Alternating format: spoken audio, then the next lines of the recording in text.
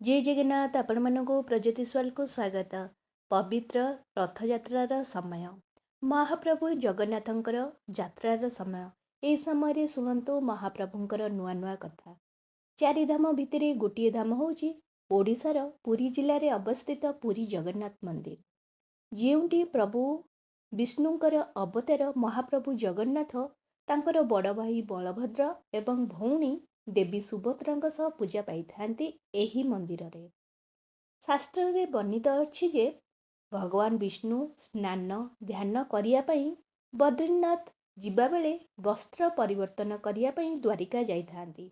विश्राम नबा पई रामेश्वरम जाआंती तो भोजन करिया पई पुरी मंदिर को आसीथांती। पृथ्वी पृष्ठ रे थिबा द्वितीय वैकुंठपुर होची पुरी जगन्नाथ मंदिर। एई मंदिरर बहुत महत्व रहिछि, तेणु पुरी जगन्नाथ मंदिर को जीवन रे थरे निश्चिंत भाव में जिबा दरकार। यदि आपण पुरी मंदिर को जाउछन्ती ताहले सेठु एही दुईटी जिंस आनिबाकू बिल्कुल भी भूलंतु नहीं, कारण एही दुईटी जिंस आनिले घरु दारिद्रता दूर हुए एवं माँ लक्ष्मींकर वास हुए, माँ लक्ष्मींकर कृपा मध्य मिले। प्रथम जिनसटी होची निर्माल्य। निर्माल्य बा कैबल्य भावरे परिचित महाप्रभु जगन्नाथंकर एही प्रसाद, जहाँकि कोइली वैकुंठ रे तैयारी करा जाए। मान्यता रही जे महाप्रभुंकर महाप्रसाद अन्नभोग एठिके अणा जाए, तापरे सेई अन्न को खरारे सुखा जाए।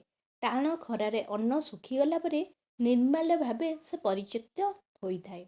एई अन्नभोग जहाकू नाली रंगर कपड़ारे पुटुली करी भक्त मानकू अर्पण करा जाइथाए।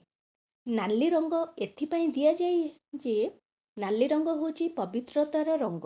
एई रंग सकारात्मक शक्ति वृद्धि करिबा द्वारा करबा सह शुभ रंगर प्रतीक मध्य होची नाली रंग। तेणु निर्माल्य को लाल रंगर कपड़ारे भरा जाइथाए। बहु दूर थिबा भक्त महाप्रसाद को न पाई पारिले एही निर्माल्य को टिके पाइले महाप्रभुंकर आशीर्वाद पाइथांती। ता व्यतीत मान्यता अछि जे घरर रोषेई घरर एमिति एक शुभ ता सहित शौच स्थान रे परिष्कार स्थान रे निर्माल्य रखिबा द्वारा शुभ होइताए।